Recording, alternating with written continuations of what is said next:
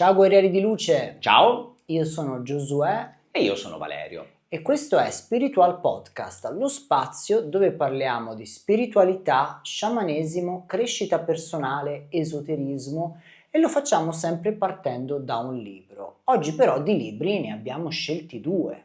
Eh sì, oggi ne abbiamo scelti ben due perché abbiamo scelto un mio libro e un tuo.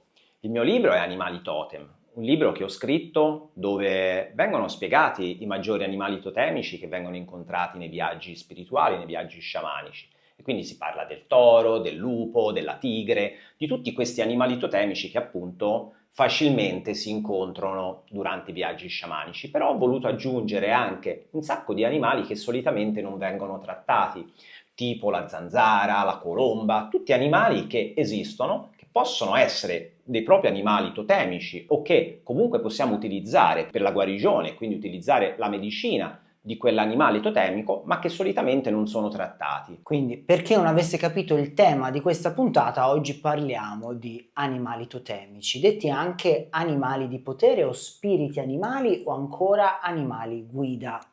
E io su questo invece ho realizzato per la Home Edizioni un mazzo di carte oracolari con 44 carte, ogni carta rappresenta chiaramente uno spirito animale diverso.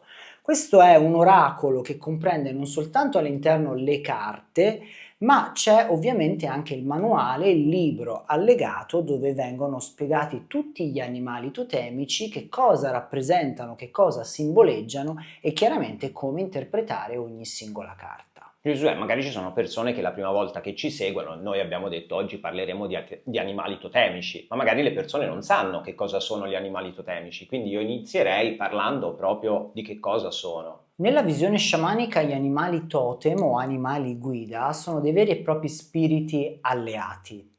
Tutti abbiamo fin dalla nascita, dal momento in cui noi mettiamo piede in questa terra, uno spirito alleato. In realtà ne abbiamo più di uno, però solitamente quello che nella visione sciamanica viene considerato più importante, perché ha proprio la funzione di garantirci la protezione, ma anche la salute fisica e il benessere, è proprio il nostro spirito animale, che chiaramente parla molto di noi.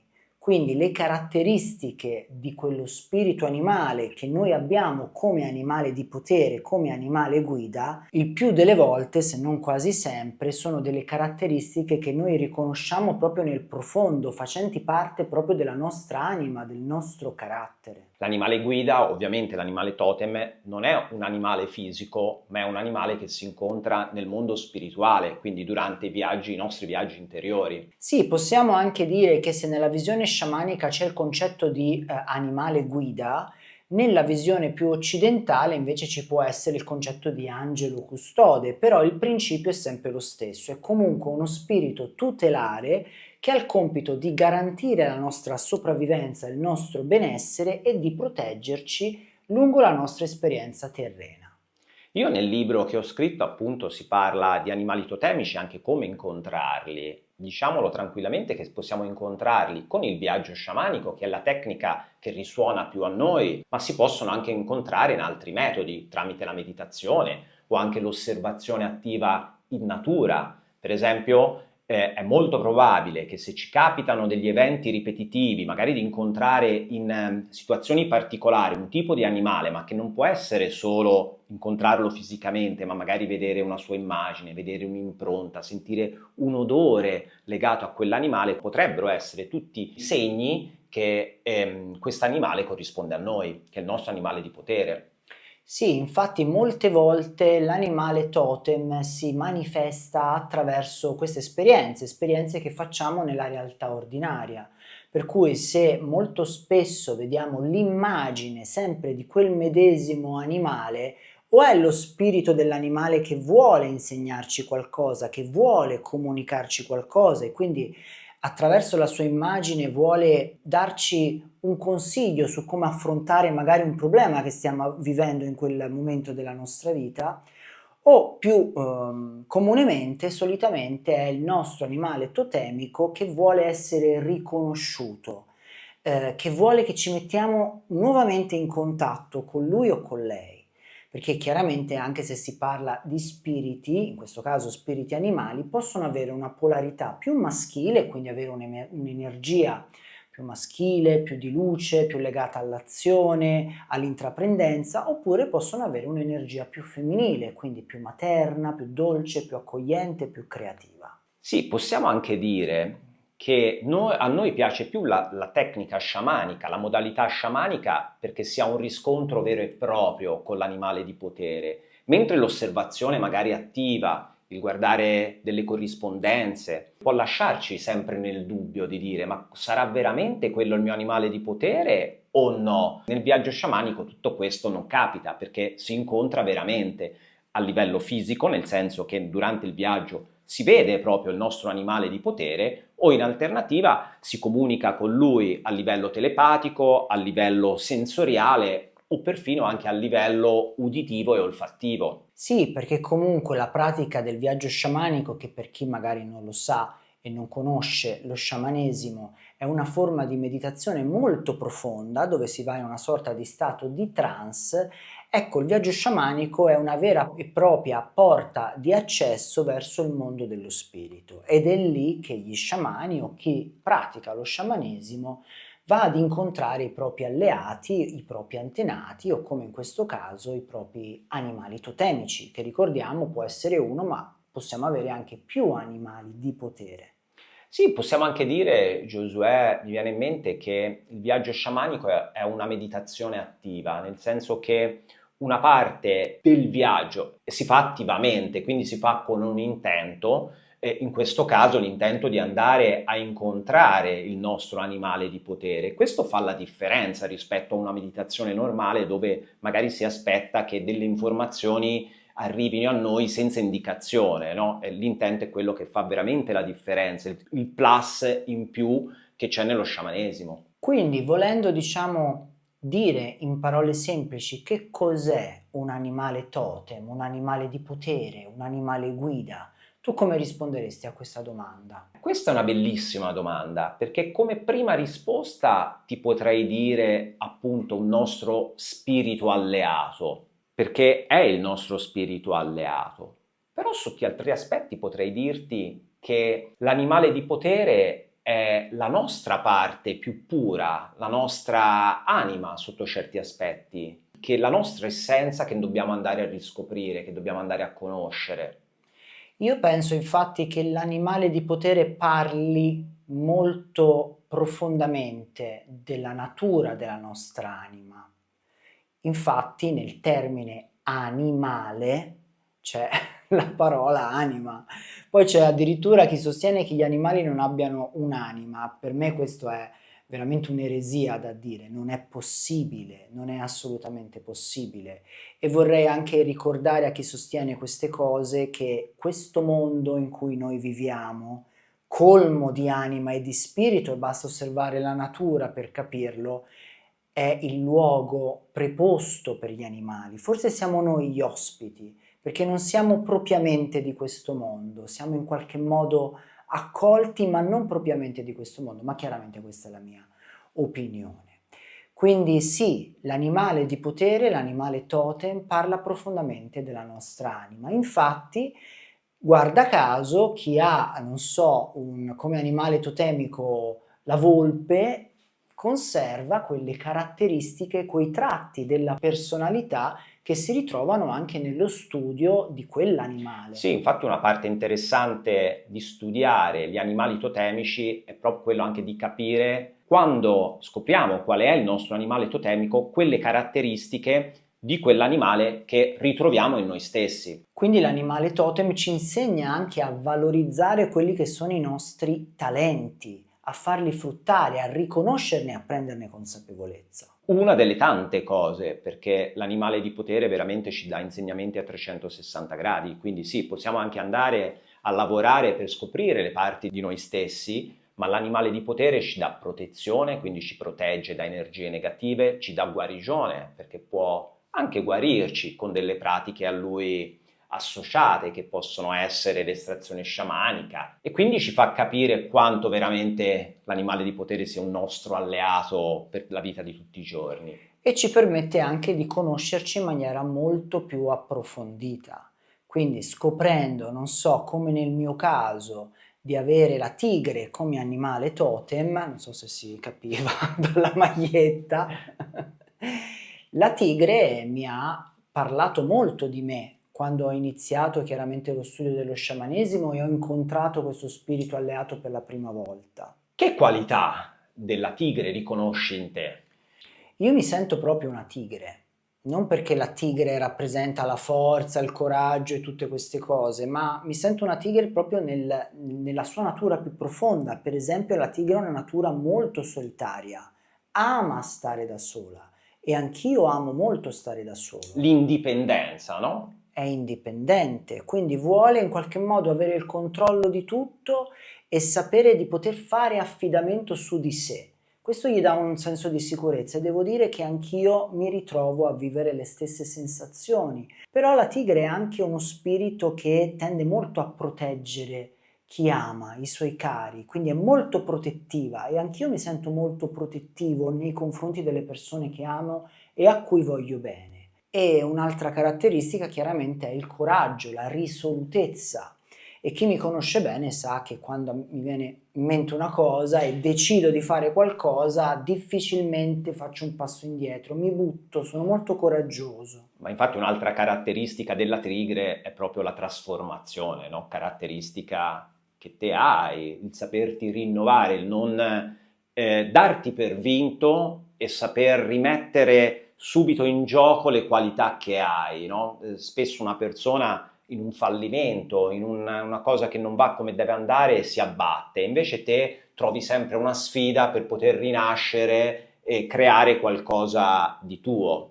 Grazie, sì, effettivamente questo aspetto me lo riconosco, me l'ha insegnato anche lo sciamanesimo, perché lo sciamanesimo ci insegna che ogni evento, anche quello più avverso, non viene a noi per ferirci, per farci del male, è più probabile invece che venga a noi per spingerci verso la nostra missione nel mondo. Quindi se falliamo in qualcosa, vuol dire che ben presto arriverà qualcos'altro di ben più importante per noi, che varrà molto di più il nostro tempo e la nostra energia. E questo mi ha insegnato a prendere tutto con una certa elasticità, ad accogliere anche il fallimento e a capire che probabilmente se qualcosa non va, in quel momento è giusto così. E se veramente è un desiderio dell'anima, l'anima troverà il modo di conseguirlo, in altro modo. Il mio animale invece è il lupo, no? E sappiamo che le caratteristiche del lupo principali sono l'adattabilità, il lavorare in team, il credere nel lavoro di squadra, nel branco, no? C'è anche il lupo solitario, ma il lupo vive in branco. È ovvio e scontato che io riconosca in me queste qualità, però volevo chiedere a te se riconosci in me queste anche per la mia vita passata, no? Perché il lupo, lavoro in team, l'adattabilità, volevo capire se non è solo da parte mia che io mi riconosco queste qualità, ma se anche te le rivedi, e quindi l'adattabilità, il lavorare in team, la lealtà. Un'altra delle grandi caratteristiche del lupo è la lealtà verso il branco, e quindi sotto certi aspetti il branco per estensione potrebbe essere la famiglia o la coppia. O la tribù, Ovviamente. o la causa che sposi.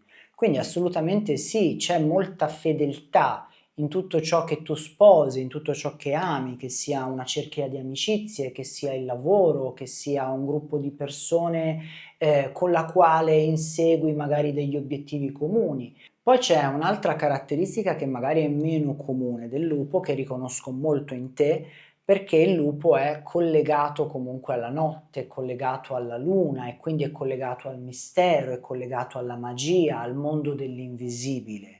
Quindi non è soltanto uno spirito alleato che rappresenta la cooperazione, il branco, la comunicazione e l'operatività.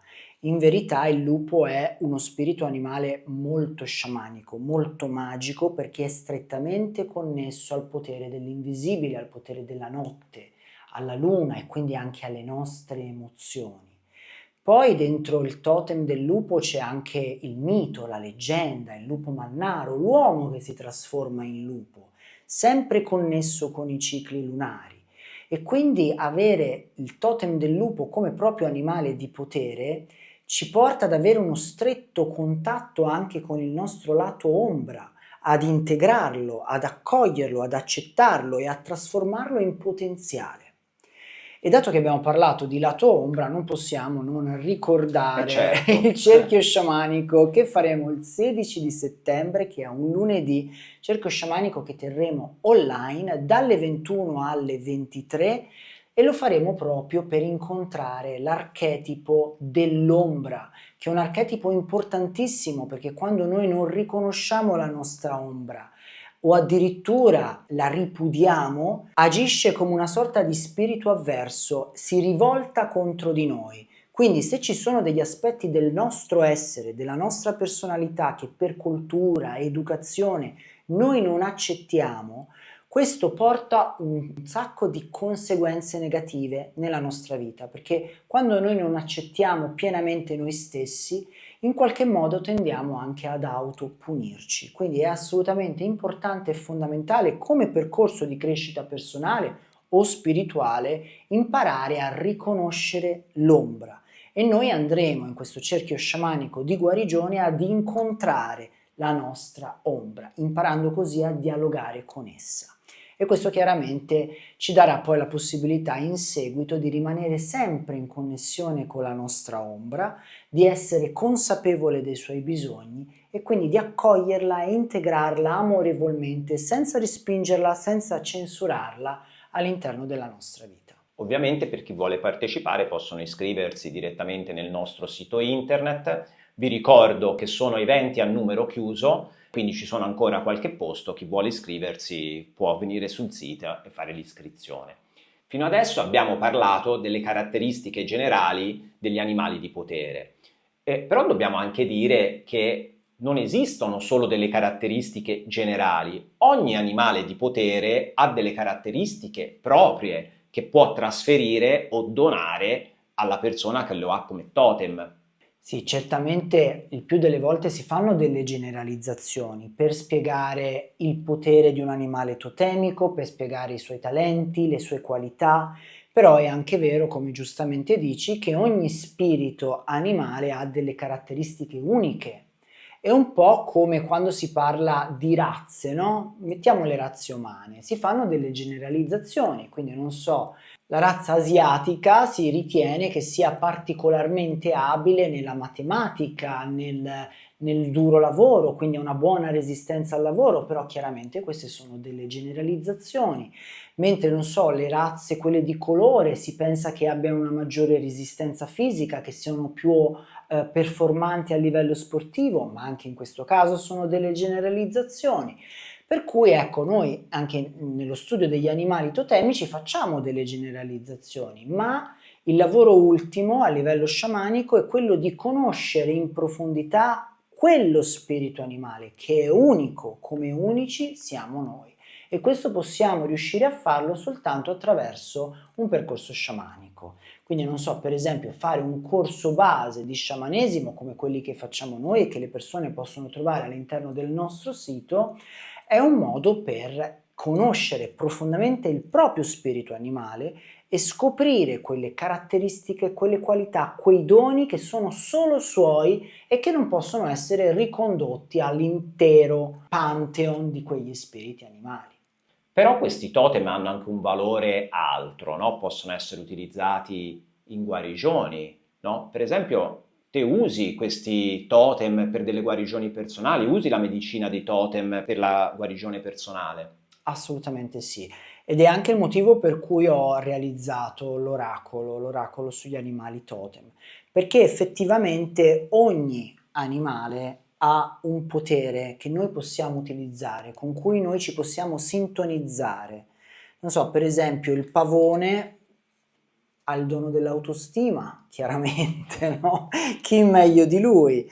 Oppure la pantera ha il dono dell'introspezione, O ancora, il coccodrillo ci insegna il potere e il valore della pazienza, dell'attesa. Però è anche vero che ogni animale totem può darci qualcosa a livello spirituale, può donarci la sua medicina, il suo insegnamento. Infatti nell'oracolo che ho realizzato, nel manuale, le persone possono trovare anche delle brevi pratiche spirituali, sciamaniche, meditative per entrare in profonda connessione con quello spirito animale. Faccio un esempio. Quando ci troviamo incasinati in una situazione dalla quale non riusciamo a trovare una soluzione, no? Non riusciamo ad avere una visione d'insieme, una visione dall'alto per capire quale sia la via d'uscita, può essere molto utile lavorare con il totem dell'aquila, che ha proprio il dono di sollevarsi e quindi di distaccarsi a livello simbolico sul piano emotivo dalla situazione per poter prendere la propria decisione in modo centrato, in modo consapevole. E questa pratica come la si svolge? Ok, io magari sto vivendo un problema all'interno della mia famiglia o un problema nel campo professionale che non so come risolvere, non so quale strada percorrere. Perfetto, posso scegliere di fermarmi, di trovare la pace dentro di me, fare il silenzio interiore con della meditazione iniziale, facendo dei respiri lenti e profondi, e poi mentre dolcemente scivolo in uno stato di espansione della coscienza, posso immaginare di essere un'aquila. E quindi immagino di volare nel cielo, immagino la sensazione che si prova a muovere quelle ali meravigliose, sentire proprio l'aria che direziona il nostro volare. E in questo stato di fusione, in questo stato di profonda meditazione, semplicemente contemplo dall'alto la questione che mi crea ansia, la questione che non so come risolvere e osservo tutto dall'alto senza giudicare, senza utilizzare la mente razionale, ma vivendo l'esperienza attraverso il cuore. Queste pratiche, la meditazione, il viaggio sciamanico, non si possono fare con la mente razionale, perché la mente razionale non farà altro che trovare delle spiegazioni logiche, non farà altro che sezionare ogni concetto che acquisisce la mente, evitando di trovare la vera via, la vera soluzione. Quindi soltanto contemplando e vivendo l'esperienza attraverso il cuore, e quindi in questo caso un'esperienza di fusione con lo spirito dell'animale, possiamo ricevere la sua guarigione, la sua medicina. E una volta terminata chiaramente l'esperienza, la meditazione, saremo più consapevoli di cosa è giusto fare. Avremo in qualche modo la soluzione a portata di mano. Ovviamente queste pratiche sciamaniche sono delle pratiche che si possono fare sia nel caso in cui quello specifico animale sia il nostro totem, ma anche nel caso non lo sia. Per esempio, io una pratica che faccio spesso, che è il mio totem, ma come ho detto prima può essere fatta anche da altri, anche da altre persone che vogliono attingere all'energia del lupo, è quello per esempio della danza del lupo, che è una sorta di fusione sciamanica in stato meditativo con della musica in sottofondo. E si inizia questa pratica della danza del lupo iniziando a meditare per poi passare a una vera e propria danza, ma che non deve avere una coreografia, è quello che ci viene dal cuore e quindi non si lavora con la mente razionale, non si sta a vedere se questi movimenti che stiamo facendo sono dei movimenti che sono veramente tipici del lupo o meno, non è quello l'interesse è andare a portare in noi l'essenza del lupo e io utilizzo questa danza quando ho bisogno proprio di scaricarmi dallo stress, perché mi ricarico proprio con l'energia del lupo e questo mi dà una carica pazzesca. Sì, noi possiamo anche andare alla ricerca di uno spirito animale proprio perché sappiamo che la sua medicina è quello di cui noi abbiamo bisogno in quel momento. Ora tu hai parlato di questa pratica, di questa tecnica, ma chiaramente chi conosce lo sciamanesimo basta effettuare un viaggio sciamanico e andare alla ricerca di quell'animale totemico in modo da ricevere i suoi messaggi, la sua medicina. Prima hai fatto vedere ovviamente le tue carte, le carte dell'oracolo. Facendole vedere si nota che sono di 4 colori diversi, ogni cornice ha un colore diverso. È vero, sì, quindi ho scelto la cornice azzurra per rappresentare tutti gli animali totemici associati all'elemento aria, in questo caso, la cornice blu per rappresentare tutti gli animali totemici associati all'elemento acqua, la cornice verde per rappresentare gli animali associati all'elemento terra e la cornice rossa per rappresentare gli animali associati all'elemento fuoco.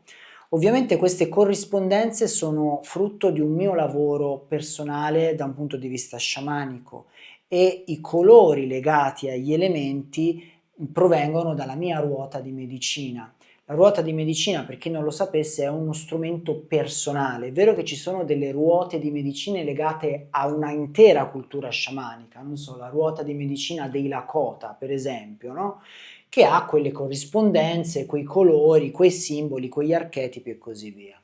Però quando abbiamo fatto il nostro apprendistato in sciamanesimo ci hanno insegnato che ogni sciamano deve costruirsi, deve creare, deve andare alla scoperta della propria ruota di medicina. Quindi per rispondere alla tua domanda, questi colori servono anche a dare, oltre al simbolo che noi possiamo riconoscere nell'animale, quindi poteri che a livello archetipico riconosciamo in quell'animale, il fatto che sia abbinato anche un elemento ci permette di avere delle chiavi di lettura maggiori, anche perché gli elementi sono sia attivi che passivi. Per esempio la terra, l'acqua sono elementi passivi, ricettivi, associati al mondo del femminile, mentre l'aria e il fuoco sono elementi attivi, associati chiaramente alla polarità maschile. Prima hai spiegato, Giosuè, che queste carte possono essere utilizzate per portare in essere la medicina dei vari animali totem, ma possono essere anche utilizzate come un normale oracolo. Certo, perché ogni animale totemico ha dei messaggi da darci. Quindi noi possiamo utilizzare al mattino, per esempio, questo oracolo estraendo una carta perché vogliamo una guida su come affrontare al meglio la giornata di oggi, per esempio, no? Facciamolo un attimo qua in diretta per vedere un attimo che cosa viene fuori. E quindi io posso portare l'attenzione sul cuore e chiedere alle mie guide spirituali di donarmi attraverso questo oracolo un messaggio per me importante. E quando mi sento pronto, estraggo una carta. In questo caso è venuto fuori il gabbiano, elemento acqua, che ci parla di comunicazione. E chiaramente a me già dice qualcosa. Io ho bisogno di comunicare qualcosa a una persona in questo momento della mia vita e la carta del gabbiano me lo sta ricordando. Fallo.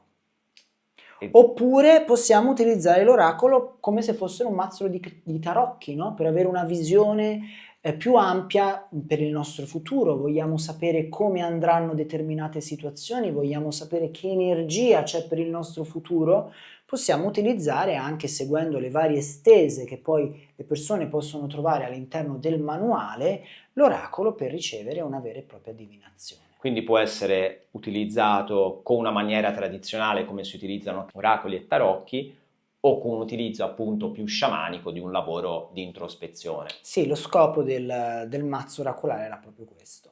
Ora ti chiedo io qualcosa sul tuo libro, che comunque ha richiesto un grande lavoro perché gli animali che tu analizzi, studi e affronti sono tantissimi, per cui mi viene spontaneo chiederti, c'è un animale, studiandolo, nella realizzazione di questo libro che ti ha particolarmente affascinato, pur non essendo un tuo animale totemico? Bellissima questa domanda, intanto perché è vero, è stato un grande lavoro di studio e di introspezione, che mi ha permesso poi di fare un lavoro ulteriore, che è quello di andare anche a scrivere degli altri libricini su ogni animale totemico. Ovviamente non l'ho scritto su tutti gli animali presenti su questo libro, ma di alcuni sì.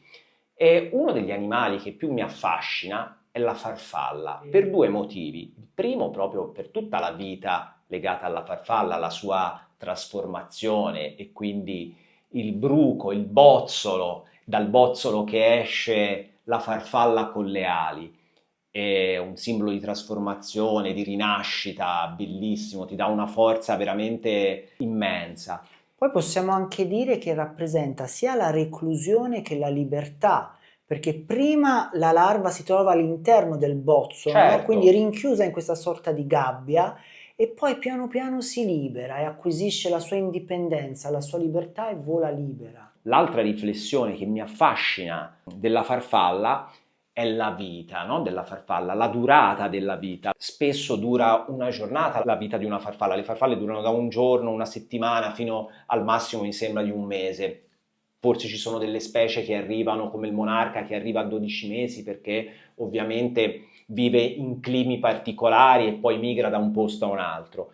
Però è interessante sapere che per loro la vita è così breve, ma in quel breve per loro è lungo, no? Perché quella è la loro vita. C'è E quindi tutto. per noi c'è tutto. Loro vivono una settimana, no? In quella settimana sperimentano tutto della loro vita. E questo è affascinante, no? Perché noi viviamo per 70, 80, 90 anni, ma spesso non ci concentriamo mai sul qui e ora. E quindi di questi 80 anni, momenti che ci siamo goduti veramente sono pochi, perché siamo sempre proiettati nel futuro o nel passato. Invece la farfalla, come un po' tutti gli animali, ma la farfalla particolarmente proprio per la durata della sua vita, vivono il presente e il qui e ora per tutta la vita. E a questo punto la domanda, come direbbe qualcuno, sorge spontanea.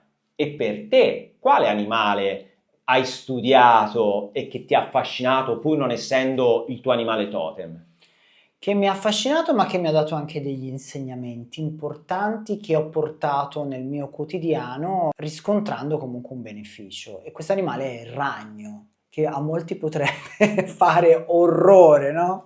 Questa è la carta del ragno. E come possiamo vedere nella rappresentazione, non c'è il ragno senza la sua ragnatela. Ed è questo il suo potere, no? Il ragno che cosa fa? Lui prepara le basi per ciò di cui ha bisogno.